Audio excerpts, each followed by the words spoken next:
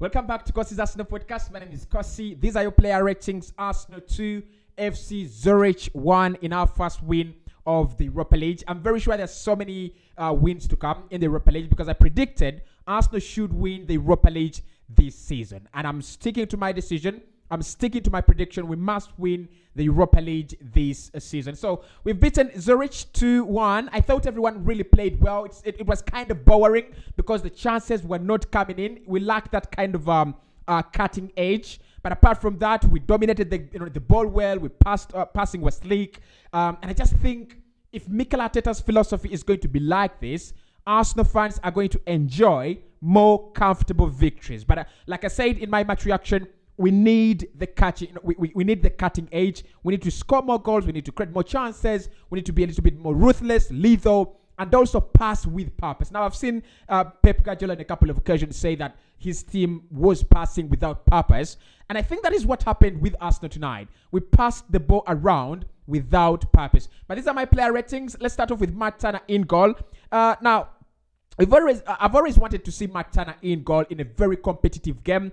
This one was competitive, but not a very competitive game. One thing I've seen here is he's better than Alexander Runarsson, so that is a positive. I'll give him a 7 out of 10 in a player rating. Of course, rate every player out of 10 in the comment section. Matt Turner, not a bad start.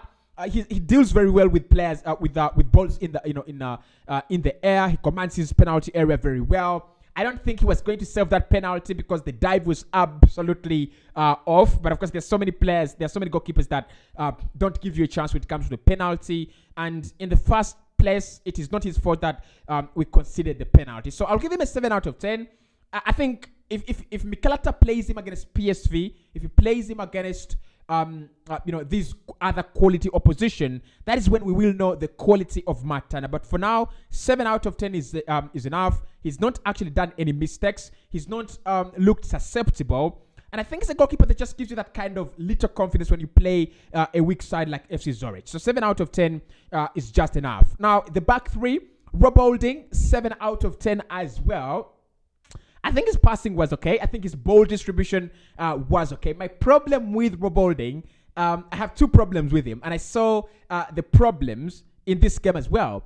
He never wins an aerial duel. Guys, let's talk about Rob Holding, honestly. Many people come out and say, Cossyz, you pick on our players and things like that. But Rob Holding had a very good performance today. I'll give him that. But he never wins an aerial duel. This guy, even if it's Jota, even if it's a guy as short as, I don't know who's the shortest guy in the Premier League, Lisandro Martinez. Even if he's playing against Lisandro Martinez, he will lose an aerial battle. And today I was looking at him against these tall FC Zurich forwards, and he was literally losing every duel in the air. And it's like, come on, bro, you've worked on this since you're 20. Now you're 26, 6 years down the road. You need to be better. Actually, I think he's the worst defender at Arsenal when it comes to aerial duels. And I think the other problem he has as well is 1v1 situations and pace when he plays against players that are so explosive. But apart from that, I think he played well. His passing was okay. Ball distribution was fine. And I think William Saliba will not be very, very scared of Rob Holding because despite what happened, he doesn't really replace William Saliba. So Holding 7 out of 10. Gabriel Magalhaes had to keep his place in the team, just like I said in my March preview, because you literally have no one there. We should have signed Manuel Akanji, in my opinion. Now, he went to Manchester City. And what the fuck are Manchester City even thinking here? They have Nathan Ake. They have Diaz. They have now Manuel Akanji. They have John Stones. And that is the kind of squad depth I want my team to have. I want 2 left-sided centre-backs. I want 3 right-sided centre-backs. I want 6 right-backs. I want 10 left-backs. I want to have a lot of quality and a lot of depth. And look, in the 6 things we learn tomorrow, I think I'll mention the fact that we lack that bit of depth a little bit. When you see the changes we made, and I've been looking at Man United and the changes they made, we lack that small kind of depth. But anyway, Gabriel Magalhaes played well. I don't think he was really first to win anything. I would give him a 6, but since we won the game comfortably, it's a 7 out of 10. I don't think it was really I don't think he met anything quality against him. Zurich was so slow. I think their passing was not slick. I think, honestly, they didn't have a good game plan. Their game plan, like I predicted in my preview, was sit back against this Arsenal side and run at them, just like Manchester United did at the Old Trafford over the weekend. But I think they lacked the pace. They lacked that kind of smart guy, that kind of intelligent player that can pick those, pick out those players running off the shoulders and also expose our defense. So Gabriel Magalhaes, very comfortable today, 7 out of 10. Now Tomiyasu gets an 8 out of 10. Listen to me. The whole defense didn't have a lot to do defensively, but Tomiyasu had a lot to do coming forward. I think him and Kieran Tierney had a very, very good game. Tomiyasu, what I liked about him and what I like about him, this guy is not even a natural right back. This guy is more of a center back, honestly. But what I like about Tomiyasu is when he plays as a right back, he will give you everything you need to get in an average right back. And I'm saying average because it's even better than Ben White. Ben White is so good defensively when he plays at right back. He allows Mikel to play the elbow system, a back three with an inverted left back. But honestly, I think Tomiyasu does it better. And when you're dominating games, you need your right back just to force, just to think out of the box, come forward, bring in a few crosses, be around that penalty area, pick up those second balls, pick up those dead balls, and just make sure that you have numbers forward. And I think that's what I love about Tomiyasu. He did it very, very well today. It just looks like he's settled into this Arsenal side as if he's been there. As if he's been there for 5 years. This is his second season, and he's so commanding. He's so good. So 8 out of 10. Let's go to the midfield. Albert Sambi Lokonga. The passing was absolutely without error. And that is what I talked about the Manchester United game. If he wants to make himself a top defensive holding midfielder, I don't care what he wants to be, there are two things you have to do. One, your passing must be with intent. That is still lacking. Even today, his passing lacked intent. But what I saw is passing without errors, passing confidently, moving the ball around so confidently that Xhaka and Fabio Vieira were happy to go into those advanced positions and let Albert Sambi Lokonga govern the midfield. That is what he's supposed to do. And that is why I disagree with Mohamed Elneny playing in that area. Elneny is so good at keeping the ball and holding it, but his passing lacks purpose, just like Albert Sambi Lokonga. But today, let's give him a 7 out of 10. He wasn't that bad, but if he can add purpose to his passing, if he can start picking out the runs of Saka and Gabriel Martinelli, I think let him start with the basics. When you pick up the ball, Arsenal do this. They play quite narrowly.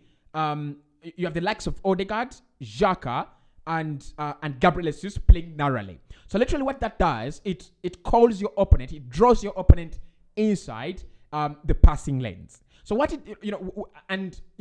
what Mikel wants and what he does is he plays Gabriel Martinelli wide of the pitch, and he plays Saka wide of the pitch. So what Lokonga has to do, and Partey does this very well, is to find those passes wide to find Martinelli and Saka. That should be the starting point. He doesn't do it very often. He's making the easy pass to Xhaka, to Martin Odegaard, and that is very, very bad because what he does, it draws Vieira, it draws Odegaard and Xhaka from the advanced areas, to the deeper areas. That is one of the reasons as to why we're not creating good chances. Because our number 10 has to lie deep, has to come back deep to fetch the ball, and that gives the opposition a lot of time to block all our passing lanes. So you need a box-to-box. You need a holding midfielder that is brave enough to carry the ball into the final third and also pass that ball into the passing lanes, into the channels that are being worked by Gabriel Jesus, Martin Odegaard, and the others. But today, good performance. If he can add some passing intent, some purpose to his passing, he's going to be a top holding midfielder. Granit Xhaka, 8 out of 10. The season that is decorated by melons and whatever, I don't know, just continues. He's having a season. What a season. Look, if I'm Granit Xhaka's family and agent right now, I'd be talking to Real Madrid. I'll be talking to Barcelona, honestly. I mean, if Bentina came out and said he wants to play for Barcelona and Madrid because that is his level, then Xhaka should be thinking about that right now. He's having a very, very big season. I've not seen him play this well. I've not seen him, and I said this in my match preview, didn't I? That we've not seen him play that well. We've not seen him play with a smile. We've not seen him play with a reason. He's like a player who has something to prove. He's like a player who's trying to tell whoever was mocking him, what are you saying, lads? Here I am, and this is the best version of me. Do you want me or not? And honestly, I like Yuri Tillemans. But for now, since we don't have him, I will ride with Xhaka. Not my ride or die, come on. But I will ride with Xhaka. Until where the cat leads us, I will ride with Xhaka. 8 out of 10. I like the passing. I like the fact that he gets into those advanced areas. Because if you're going to score goals, one, you're going to need bodies into the final third, but you also need bodies in the penalty area. And that is what Xhaka is doing these days. He adds more bodies to the final third. Look, he lacks the quality of players like Bernardo Silva and Ike Gundogan to impact, to create that massive impact in the penalty area. Because if you look at Ike Gundogan when he's there, you don't want him to be there. You don't want him to get the ball. You don't want him to turn. So if Xhaka can start thinking, when I get the ball in the penalty area, it's all about forward. It's not about backwards. He's going to be a quality player in that area. So 8 out of 10. Fabio Vieira, 6 out of 10. Worst player on the pitch. Now, I'm not really saying this is the end of Fabio Vieira. I'm saying he didn't actually play well. Now, one of the reasons Vieira didn't play well, I think there are two reasons I will go for. And I don't want to be this guy that just finds reasons why my players didn't play well. But I found a reason. One, he doesn't want to be played in that number 10 pocket. Because literally, clubs, it's so easy for clubs to defend against your number 10 if you play him there. So he wants more freedom. He wants more time on the ball. He wants more, he wants to dictate games. Better than Frankie de Jong, in my opinion, when it comes to an attacking sense. But think about Serge Milinkovic-Savic, a guy that is happy to draw himself onto the penalty area, pick up the ball, in such deeper areas. But he wants to have the command to ride through the midfield and do whatever he wants. We saw it in the assist or in the pre-assist for Edin Ketia in the first goal. He picks up the ball and he has a bigger passing range. I think what I've seen with him, he wants to shoot. He loves that. And he has a big passing range. Kind of an Eriksen. I want to talk about Eriksen over the weekend, but I thought you guys were so hard. Didn't want to talk about Eriksen and Bruno Fernandes, but I thought Eriksen is the kind of player Arsenal miss. And whoever said Eriksen is not the kind of player that Man United wanted was a big problem. If Arsenal get Christian Eriksen alongside Martin Odegaard, it's a different midfield. It's a midfield that has two magicians, maestros, and two architects. And that is what Fabio Vieira wants to be. He wants to be another architect in that team. But if you limit his abilities, you'll never get the best out of him. 6 out of 10. I didn't think he really played very, very well, but he got a hand in the first goal we scored. Currently, 8.5 out of 10, nearly giving him a 9. There, but I couldn't equate his performance to Cossyz. But what a performance by Kieran Tierney. Is one of the reasons why I don't feel well, but I've done my player ratings. He's he was so good. I was very, very impressed. And what impressed me more is about, it's about the new role. Because when you look at Alexander Zinchenko, we talked about this in my preview, in my reaction. When you talk about Zinchenko, you're talking about an inverted fullback. And you're talking about, when you talk about Tierney, you're talking about a conventional fullback. You're talking about a guy who wants to run along that line and bring in 100 crosses per 90. That is not what Mikel definitely wants to see. Mikel doesn't want you to go to the byline and cross in those worthless crosses, hoping that someone gets onto the end of them. Because what that does, the more crosses you bring in, if you do not win the headers in the penalty area, you lose possession. Arteta doesn't want that. Arteta wants a goal to be scored with around 65 to 95% goal probability. And crosses do not come with that unless you have a Peter Crouch. But even if you have Peter Crouch, I don't think the more crosses you bring in, the higher the goal probability, right? Yes, the high chances of scoring when you have Peter Crouch in the penalty area, but our strikers are as short as, I don't know, as dwarves. I don't know if dwarves ever existed, but I've watched them in a couple of adventures. So, Kieran Tierney's new role, if he can keep on, learning, drawing himself as part of the midfield. And one of the best players to do that in the world, there are two. One is Alexander Zinchenko. Two is Jordi Alba at Barcelona. And of course, Joao Cancelo, because with Cancelo, he's magnificent. It deserves to mention. He's absolutely magnificent. But Jordi Alba does that very, very well. You're a fullback, but you played just in midfield. So you're literally playing on the left-hand side of your holding midfielder. You need to be very, very good to do that. And I thought Kieran Tierney today was absolutely magnificent. Now, Gabriel Martinelli, 7 out of 10. With Martinelli, we do have a problem, and I will give him some criticism later in the season if he doesn't change or work on this. Goals and assists make great players. Flair only excites fans for a few moments. The reason as why Alan Saint-Maximin is not one of the best wingers in the Premier League right now is the numbers. It's the numbers. If you ask me, Wilfried Zaha or Alan Saint-Maximin, all day, Wilfried Zaha. Because Zaha has the numbers. He's wasteful, I agree, but he has the numbers. So, Martinelli, good start to the season, but that is something to think about. 7 out of 10, that is something for him to think about. And I know Mikel Arteta is working with him on that. Get into those dangerous areas. You have everything as a player. You can turn games around with your brilliance. You can play as a team. You can capitalize on mistakes of the opponent. Why aren't we seeing Martinelli scoring every game?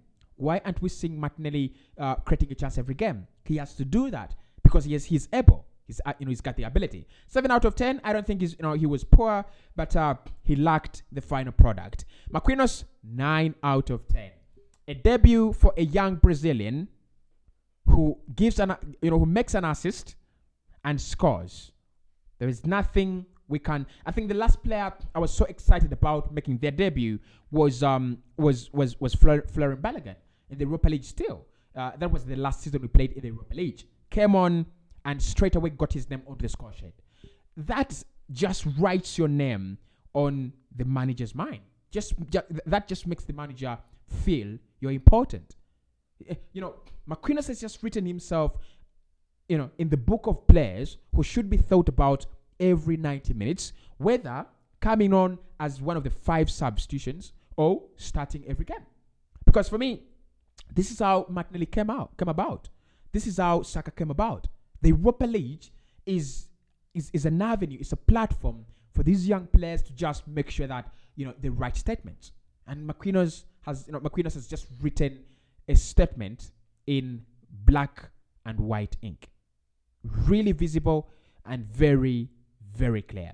Lastly is Edin Ketia, 8.5, scored, made an assist. I cannot take anything away from him. I think the performance should be better than that, Eddie, but had a very, very good performance. Mikel Arteta, it's all about the blueprint, isn't it? I think if Pep Guardiola was watching this game, he would have said, "Yeah, my boy, I can see you're doing what I expect you to do." Arsenal at times it just even gets boring for the team in possession, for Arsenal fans. It gets boring because there is no hope, there is no sign of losing the ball. And there is no sign that the opposition is actually going to get out. So for me, Mikel, what he's done with this team, whenever we have such performances, just expect me to give him a 9 out of 10. Unless we don't score. Unless we are beaten with such performances. But if we don't lose, it's always a 9 out of 10. It's a very good blueprint on the team. Very good.